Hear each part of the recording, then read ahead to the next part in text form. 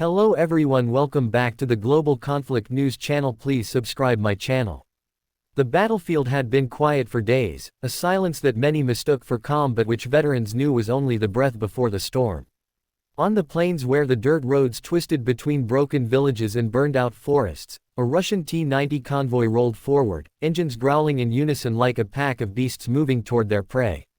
They believed themselves untouchable, their armor gleaming under the pale light, their commanders confident that no resistance could stand against them in this sector. What they did not know was that an Abrams tank, hidden in the folds of terrain, was waiting with patience carved from steel and strategy.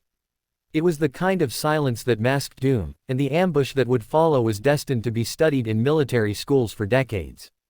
The Abrams sat like a crouching predator, its massive frame concealed behind the slope of a ridge, covered with camouflage netting and the dust of weeks in hiding. To the untrained eye, it was nothing more than part of the earth itself, but to those who understood war machines, it was a coiled spring, waiting for the right moment to release destruction. The exterior of the Abrams was intimidating even in stillness, a fortress on tracks, angular armor layered with depleted uranium, every plate and surface designed to deflect, absorb, or survive punishment that would tear lesser tanks apart. Its 120mm cannon protruded like the fang of a dragon, steady, unmoving, but ready to roar fire with a single command. Around it, the crew remained hidden, eyes locked on scopes and sensors, the atmosphere tense but composed. Inside the tank, the interior was cramped, metal walls pressing close, air heavy with the hum of electronics and the faint smell of oil. The crew moved with an efficiency born of endless training, each man knowing his role so well that no words needed to be wasted. The gunner tracked targets through thermal optics, fingers resting lightly on controls, heartbeats steady. The loader prepared shells with a quiet rhythm, muscles working like part of the machine itself. The commander kept his voice low, precise, ensuring that the men focused not on fear but on the task. The driver, hidden in his small compartment, adjusted ever so slightly, aligning the Abrams for the strike. Inside, there was no chaos, no wasted motion, only the ordered hum of professionals preparing for impact. The convoy moved closer, the T-90s rolling in a staggered line formation. Dust billowed behind them, sunlight glinting off their turrets, the insignias painted proudly across their armor. To their crews, the world seemed controlled, secure, but the battlefield has a way of turning pride into vulnerability. The Abrams, targeting systems locked onto the first tank, then the second, then the third. Data scrolled across digital displays, range markers confirmed, crosshairs steady. The commander gave the order, and the silence of waiting shattered. The Abrams fired, the cannon unleashing a thunderclap that shook the earth. A high-explosive anti-tank round tore across the field with incredible speed, striking the lead T-90 square in the turret. The explosion lit up the horizon, a ball of flame that consumed steel and crew alike. Shock rippled through the convoy, radios crackled with panic, and engines roared as the Russian tanks scrambled to respond.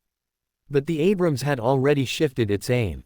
Before the second T-90 could react, another round was loaded and fired, this one slamming into its side with devastating force. In seconds, two tanks were burning wrecks, their strength erased by precision and power. Performance in that moment became the difference between survival and annihilation. The Abrams moved fluidly, despite its massive weight, repositioning behind cover and emerging again like a phantom. Its engine, a gas turbine capable of incredible bursts of speed, allowed it to change positions faster than the T-90 crews could track. The gunner maintained focus, optics cutting through smoke and dust, every shot calibrated by advanced fire control systems that calculated wind, distance, and movement instantly. Shell after shell flew, each one finding its target with brutal efficiency. The convoy's return fire slammed against the Abrams' armor, shaking the crew but doing little more than scarring the surface. Where other tanks might have buckled, the Abrams absorbed the hits and kept advancing. The Russians attempted to regroup, their T-90s fanning out, reactive armor plates glinting as they sought firing positions. But the battlefield belonged to the Abrams now. Its safety features shielded the crew from what might have been fatal blows. Blowout panels redirected explosions outward when a lucky hit penetrated near the ammunition storage, sparing the men inside. The composite armor shrugged off most direct strikes, sparks flying, steel denting but never breaking. Inside, the crew felt the impacts but trusted the engineering surrounding them. Their lives were not left to chance but to decades of design focused on keeping them alive long enough to win. Unique selling points of the Abrams stood clear in every exchange. It could fire on the move, striking accurately even while its treads tore through uneven ground.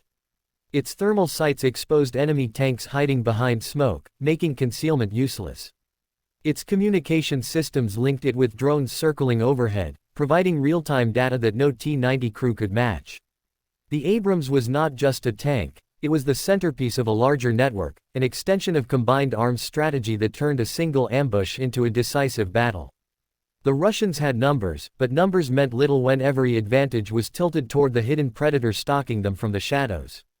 As minutes turned to hours, the convoy disintegrated. Tank after tank erupted in fire, crews abandoning their vehicles, retreating across the fields as chaos consumed their formation. The Abrams pressed its advantage, never reckless but always relentless, its shots echoing like the drumbeat of inevitability. The price of this machine was steep, tens of millions invested in its creation, billions poured into the program that sustained it, but in this battle, the cost seemed almost irrelevant. What is the price of a machine that can break the enemy's will, that can turn certainty into despair, that can make a convoy vanish into smoke and ash in the span of an afternoon? When the final T-90 was destroyed, the battlefield grew quiet once more. Blackened hulks smoldered where proud armor once stood, the smell of burning fuel and scorched earth filling the air. The Abrams withdrew slowly, its camouflage reapplied, its engine purring as it vanished back into concealment. To the men inside, it was not triumph but duty, another mission completed, another reminder of what they carried into battle. They knew that their survival was not luck but design, not chance but preparation. They were the custodians of a war machine that combined power, precision, and protection into one indomitable force. The story of that ambush spread quickly, carried by whispers across the front lines and then by reports through military channels. Analysts dissected it, newspapers dramatized it, and commanders on both sides studied it for lessons. For some, it was proof of Western engineering superiority. For others, it was a sobering reminder of vulnerability. For the crew of the Abrams, it was simply another day of survival in a war that offered no guarantees. Yet history would record it as something more. The day when one tank, hidden and patient, destroyed a convoy and rewrote the balance of power in that sector of the conflict.